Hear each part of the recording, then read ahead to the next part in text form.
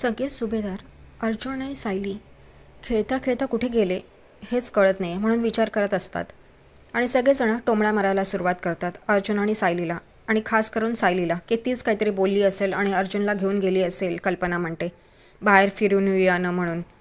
इथे प्रतिमा म्हणते अगं कल्पना, तू सायलीला बोलतेस पण आपल्या मुलालाही बोलतेस, त्यालाही टोमणे मारतेस. इथे कोणाला काहीच वाटत नाही त्याबद्दल.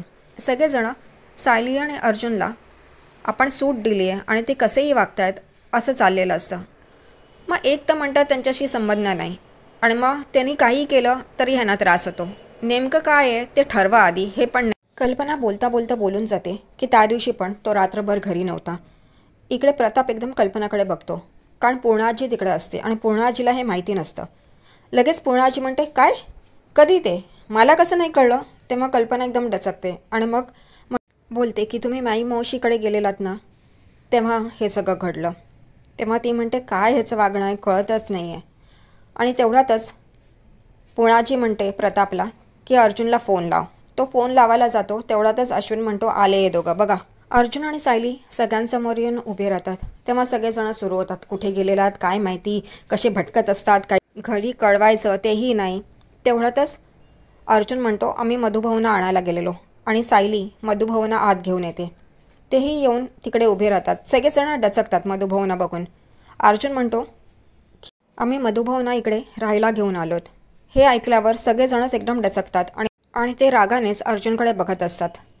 दुसरीकडे महिपतनी प्रियाला बांधून ठेवलेलं असतं कारण तिच्यामुळेच अर्जुन आणि सायलीला कळलं की मधुभाऊंच्या जीवाला धोका आहे आणि तो सुद्धा महिपतमुळे, आणि त्यामुळेच त्यांनी मधुभाऊंना वाचवलं आणि ह्याचा राग ते प्रियावर काढत असतात. इकडे नागराज तिथे उभा असतो शांतपणे. महिपत म्हणतो वाजव, गाणं वाजव, आता मी हिची कवटीच फोडतो. आणि इथे प्रिया नाही नाही नाही नाही अण्णा सर सॉरी, मला माफ करा, मला माफ करा करत असते. इकडे मधुभाऊंवर हे सगळेजण आरोप करत असतात की ह्यांच्यावर खुनाचा आरोप आहे आणि आश्रमातली लोक इकडे काय येतात, आम्ही याच मुलीला स्वीकारलं नाही आहे तर मग हे कशाला इकडे येतात आणि राहत आहेत. सायली सगळ्यांसमोर हात जोडते आणि म्हणते ह्यांच्या जीवाला धोका आहे त्यामुळे आम्ही हा निर्णय घेतला आहे की हे इकडे राहतील. प्लीज तुम्ही स्वीकारा हा निर्णय. सगळेजणच चिडतात. तुला स्वीकारला नाही आहे तर तुझ्या या बापाला कसं स्वीकारणार आम्ही. अश्विन पण लगेच बोलायला सुरुवात करतो की निर्णय सगळेजण मिळून घेतात. तेव्हा ती म्हणते हो पण यावेळी थोडी अडचण आहे, त्यामुळे माझं असं म्हणणं आहे की तुम्ही या निर्णयाला स्वीकारा. मी हात जोडते तुमच्या पुढे. तेव्हा अर्जुन म्हणतो तू हात का जोडतीयस म्हणून. आणि सगळेजणच अर्जुन आणि सायलीला रागाने बघत असतात. दुसरीकडे इकडे महिपत नागराजला म्हणतो चांगलं ढिंच्याक गाणं लाव, आता मी हिचं कवटीच फोडणार आहे आणि आवाज हिचा कवटी फुटण्याचा बाहेर जायला नाही पाहिजे, लाव. आणि जबरदस्तीने नागराजला गाणं लावायला सांगतो मोबाईलवर आणि तो लावतो आणि महिपत नाचत बसतो. इकडे हे या सगळ्या गोष्टी ऐकल्यानंतर मधुभाऊ म्हणतात की नको साऊ, तुझ्या सासरच्यांना हे आवडत नाही आहे तर मी इथून निघतो. आणि ते तिचा हात काढून तिकडून जात असतात. तेवढ्यात सायली मधुभाऊंना तिची शपथ घालते आणि म्हणते जोपर्यंत मी सांगत नाही तोपर्यंत इथून निघू नका, जाऊ नका कुठेही. आणि सगळेजण तिच्याकडे रागाने बघत असतात.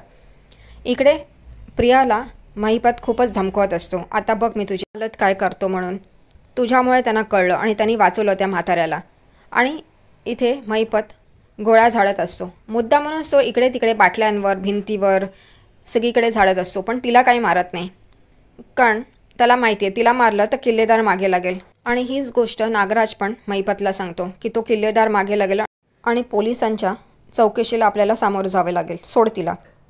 इकडे मधुभाऊंना सायली थांबवून तर घेते पण सुभेदार काही ऐकायला तयार नसतात. तेव्हा अर्जुन प्रतिमा आत्याकडे बघतो आणि इशारा करतो आणि इथे प्रतिमा आत्या पण म्हणते ठीक आहे, इशाऱ्याने सांगते. तेवढ्यात पूर्णाजी म्हणते तुम्ही मला इथे का बोलवलात, मी इथे आली हेच माझं चुकलं, हे सगळं बघायला त्यापेक्षा मी दुसरीकडे असते तरच बरं झालं असतं. तेव्हा इथे अर्जुन म्हणतो मग का नाही जात तू, एक काम कर ना, तू प्रतिमा आत्याकडे का नाही जात, तिकडे का नाही काही दिवस राहत. तेव्हा प्रतिमा म्हणते की पूर्णाई तुम्हाला मी नेलं असतं पण तुम्हाला माहिती आहे ना की रविराज त्यांना तुम्ही आलेला आवडणार नाही, मग मी कसं नेऊ तुम्हाला. आणि सगळेजणच चकित होऊन प्रतिमाकडे बघत असतात. इथे प्रतिमा बोलायला सुरुवात करते की तू तिकडे आलीस आणि तुझा अपमान झाला तर, कारण तुला माहिती आहे ना रविराजांना आवडत नाही तू तिकडे आलेली आणि त्यांना काही चुकीचं वाटलं तर ते मी खपवून घेऊ शकत नाही. इथे प्रतिमा हे सगळं बोलत असते तेव्हा सगळेजणच चकित होतात. पूर्णाजी म्हणते, डोळ्यात पाणी आणून, की तुला असं वाटतं का? आणि मी आले नसते गं तुझ्याकडे राहायला. तेवढ्यातच प्रताप आणि कल्पना म्हणतात प्रतिमाला, की रविराज असे नाही आहेत, ते समजूतदार आहेत आणि त्यांना जाण आहे की ही तुझी माहेरची माणसं आहेत. तुझी मानलेली आई असली तरी काय झालं, रविराज त्यांचा कधी अपमान करणार नाही तसा. सायली अर्जुनकडे बघते, कारण ज्या ज्या गोष्टी सुभेदारांनी मधुभाऊंसाठी ऐकवले असतात त्याच सगळ्या गोष्टी प्रतिमा सुभेदारांना ऐकवत असते आणि त्यांना कळावं की त्यांनी काय चूक केली आहे, म्हणून हे सगळं अर्जुन आणि प्रतिमा ड्रामा करत असतात. इथे सगळेजण सांगत असतात प्रतिमाला की रविराज ह्यांना माहिती आहे, जाण आहे सासरच्या लोकांना कसं जपायचं आणि तुझी कशी काळजी घेतात हेही माहिती आहे. त्यामुळे तू त्यांची बायको आहे आणि त्यांच्या बायकोच्या माहेरच्यांचा असा अपमान झालेला ते कधीच खपवून घेणार नाहीत. ते तेवढे समजूतदार आहेत. मग प्रतिमा म्हणते, मग तुम्ही नाही आहात का जे सायलीच्या वडिलांना, मानलेल्या वडिलांशी असं बोलताय? आणि सगळेजणच चकित होऊन ऐकायला लागतात. प्रतिमा प्रताप, कल्पना आणि पूर्ण आईला म्हणते, हा समजूतदारपणा मला तुमच्याकडनंही अपेक्षित होता. पण आणि सगळेजणच मान खाली घालतात. इथे अर्जुन म्हणतो, पण ह्यांचा इगो महत्त्वाचा ना, इगोमध्ये येतो आहे. आणि सगळेजणच गप्प बसतात. तेव्हा अर्जुन म्हणतो, आता तुम्हाला मान्य आहे ना मधुभाऊ इकडे राहिलेले? तेव्हा अर्जुन विमलताईला म्हणतो की जा, त्यांना आउट हाऊसमध्ये घेऊन जा. आणि विमलताई त्यांना मधुभाऊंना आउट हाऊसमध्ये घेऊन जाते. मधुभाऊ तिकडून गेल्यानंतर अर्जुन आपल्या घरच्यांना बोलायला सुरुवात करतो की तुमच्याकडनं मला ही अपेक्षा नव्हती. तुम्ही तुमचा इगो इतका महत्त्वाचा झाला आहे की तुम्हाला काहीही त्याच्यापुढे दिसत नाही आहे. आणि तो त्यांना खूप बोलत असतो की तुम्हाला कळत नाही आहे, एखाद्या व्यक्तीची मदत करणं हे आपल्या रक्तात आहे, तुम्ही सगळेजणच ते करताय, पण आज तुमच्या डोळ्यावर पट्टी बांधली गेली आहे. ह्या सगळ्या गोष्टी ऐकून पूर्णाजी म्हणते, मला काही ऐकायचं नाही आहे, मी इथून जाते माझ्या रूममध्ये. आणि ती तिथून निघून जाते. आणि इकडे सगळेजणच एकमेकांकडे बघत असतात. मधुभाऊ आपल्या रूममध्ये डोक्याला हात लावून बसलेले असतात. तेव्हाच तिकडे सायली आणि अर्जुन येतात. सायली मधुभाऊंना म्हणते, तुम्ही काळजी नका करू, तुम्ही शांतपणे इकडे राहा. अर्जुन पण तेच सांगतो, तुम्ही आपलं घर समजून राहा आणि तुमच्या जावयाचं आणि मुलीचं हे घर आहे, त्यामुळे तुम्ही संकोच करू नका. तरी मधुभाऊ त्यांना म्हणतात की घरच्यांना हे पटलेलं नाही आहे. तर अर्जुन म्हणते, तुम्ही त्याची काळजी करू नका. सायली मधुभाऊंना म्हणते, मी तुमच्यासाठी काहीतरी खायला घेऊन येते आणि मला माहिती आहे यावेळेला तुम्हाला काय खायला आवडेल म्हणून. आणि ती आणि अर्जुन तिथून निघून जातात आणि मधुभाऊ विचारात पडतात.